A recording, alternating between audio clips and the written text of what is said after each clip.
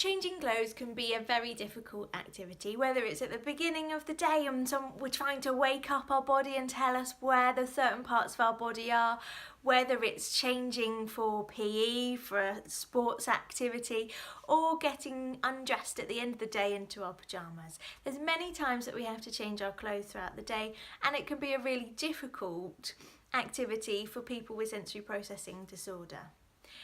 One of the most common ones is relating to smell, and one of our installations, Mediosmia, is based on a boy, Daniel, who found it very difficult to change his clothes. And his mum worked out after many years that his difficulty was relating to the smell, the overwhelming smell that the washing powder had that she used to wash his clothes. She changed the washing powder to one without a scent in it, and she noticed a drastic change in him wanting to change his clothes. So make sure that you think about smell. If you ever think it might be a consideration, then try buying a washing powder, a washing detergent, a gel, whatever you use, which doesn't have a scent to it, and see how that changes if it does. Other people, like I said, might find it difficult because of their proprioceptive sense. So some people might wake up in the morning and really need to be alert of where their body is. In children, we might recognise it as a bit of a rough and tumble, so climbing all over things, rolling around on the floor. What they're doing is they're trying to wake up all of their body to tell them where they are and what they're doing. Once they're aware of their body, they're going to find it so much easier to then be able to follow instructions that maybe mum or dad give them for their routine in the morning. It's exactly the same with adults. We might need a bit of encouragement to help us to know where our body parts are for us before we can even think about changing our clothes. Before we put socks on, we need to know where our feet are. Before we pull our trousers up, we need to know where our waist is. All of the parts of our body are really important for when we change our clothes and when we get dressed. Another thing to remember about people who might be sensitive to proprioceptive awareness, so if they're hypersensitive or hypo, it might be the way that the clothes feel. So for someone who really likes tight clothing, that can be because they're seeking out more body awareness, more proprioceptive sensations for them to be able to regulate themselves, to integrate their senses, to be able to function and follow instructions and cope throughout their day.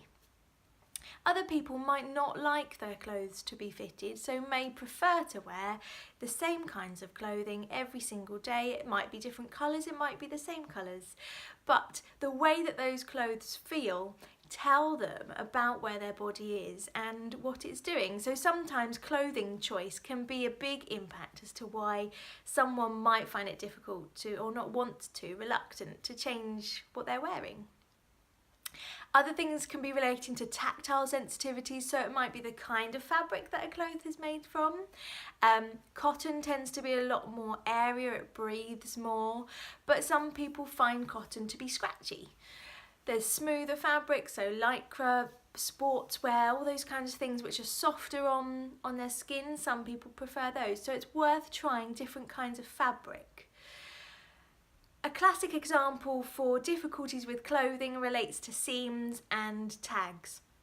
Cut out tags if necessary. If someone's hypersensitive to tactile information, it's likely that they won't like those feelings on their body, but also that can relate to proprioceptive sense as well.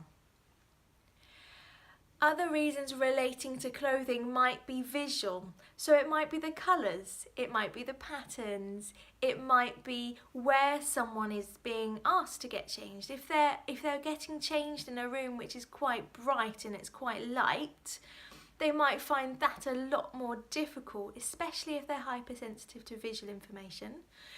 Because of the distraction, maybe because of the pain that visual overload is causing for them, which means they find it very difficult to change their clothes, to undress.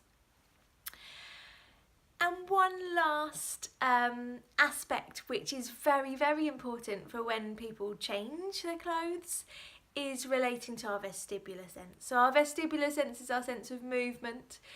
when we are getting changed, we are obviously moving our body, we're moving our head, we're changing our position. And if someone is hypersensitive to vestibular input or hyposensitive, where they're seeking out more vestibular input, they can find it very difficult to do something like change their clothes.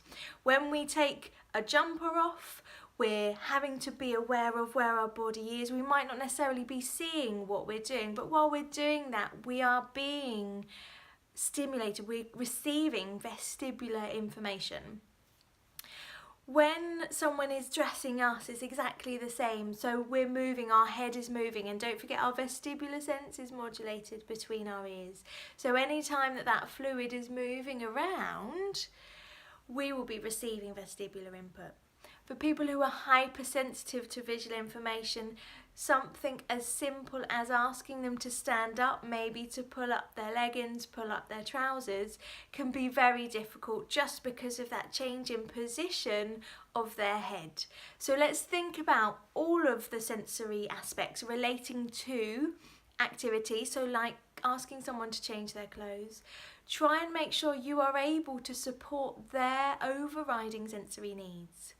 You can learn more in our workshops about how to identify overriding sensory needs, but for now, try and identify which sensory system someone is most impacted by, whether it's visual, whether it's auditory, whether it's smell, whether it's tactile, whether it's proprioceptive, or whether it's vestibular. This will really help you then to be able to personalise the way you can support someone to become independent.